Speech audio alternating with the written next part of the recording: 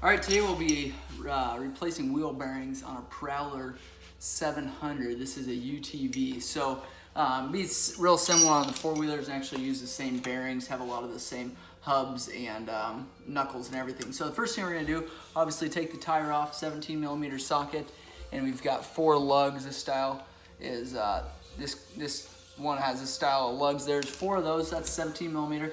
And take our pin out here, and I use a pair of side dikes, and a lot of times you can reuse those unless they've been taken apart several times. But then we've got 1 3/16" nut on here. A lot of times an impact will make it a whole lot easier, pneumatic or battery or electric, it doesn't matter. This hub will slide off then. Both sides are almost exactly the same.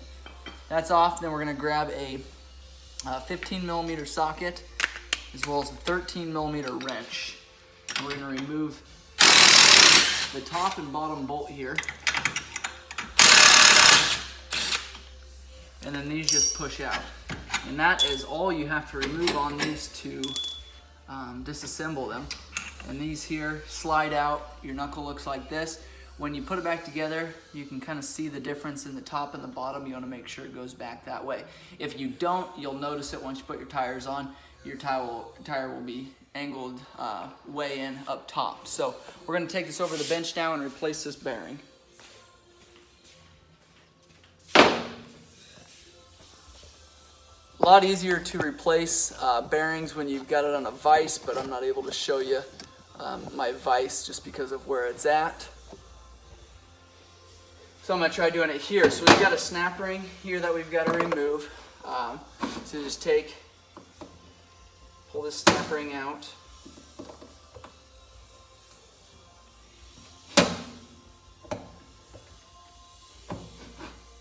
And then the way that I do it, makes it a lot easier. Well, we'll wait on that. So I'm going to go ahead and take my bearing driver here. Make sure you find one that'll fit in between here. But you want to get about as big as you possibly can have to take it out of there. And that one is solid.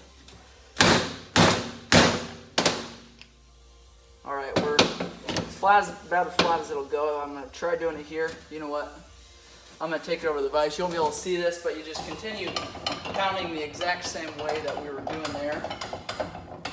And you can set it up on blocks or something, get it on there, but a vise just makes it so much more secure, makes it so much easier to pull out of there.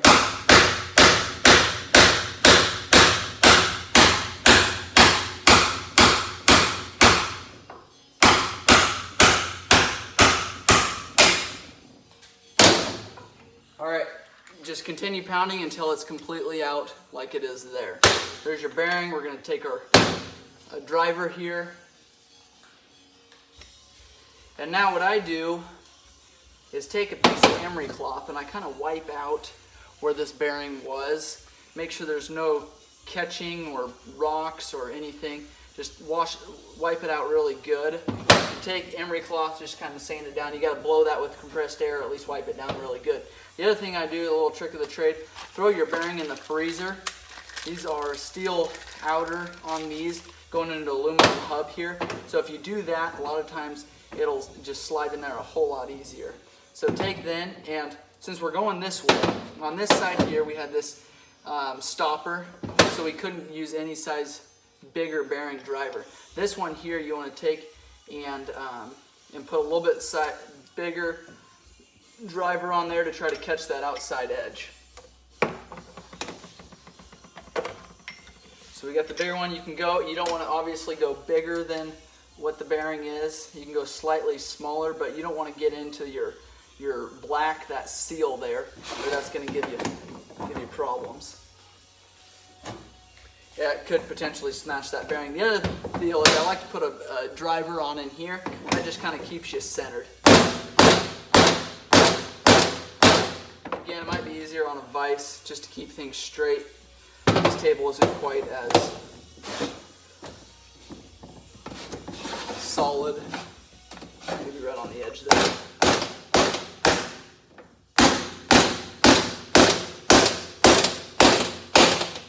All right, a lot of times you can kind of hear a pitch change when that bearing hits the stopper there. Go ahead then and take this snap ring, set it in there, make sure it seats properly all the way around. And then we'll take and reinstall this back on there. Very simple to change the bearing on these. The biggest challenge is that I've found on these is the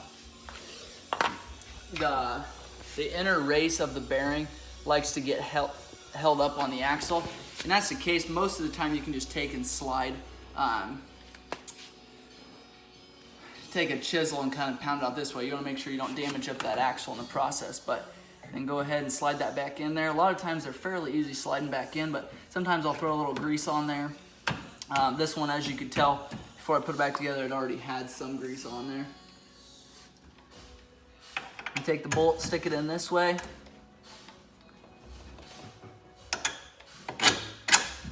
Do the other one. Make sure that these get impacted back on there and torqued down. These are something you don't want ever coming loose, especially if you're going down the road at a fast speed. You want to make sure that they don't come off.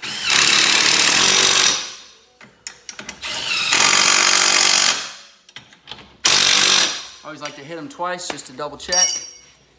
Take your hub then. A lot of times you'll push your axle in when you're doing this, so sometimes if you get your hand in behind there, you can kind of hold it secure.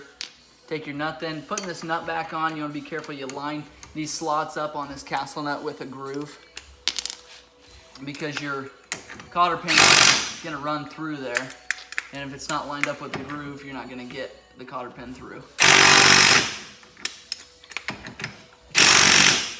I don't ever like to back the nut out, so if you're not in a good place, continue to tighten it. With a 3/8 impact, you're never going to get tight enough to strip that out. Take your pin then, run it through there. You can tap on it. It's a whole lot easier to replace these every time, but they are strong enough to get reused.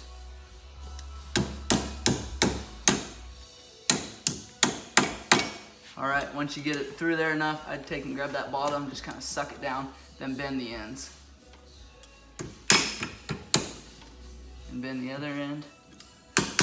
All right, then we can go ahead and throw our wheel on, and that is replacing the bearings on an Arctic Cat Prowler 700.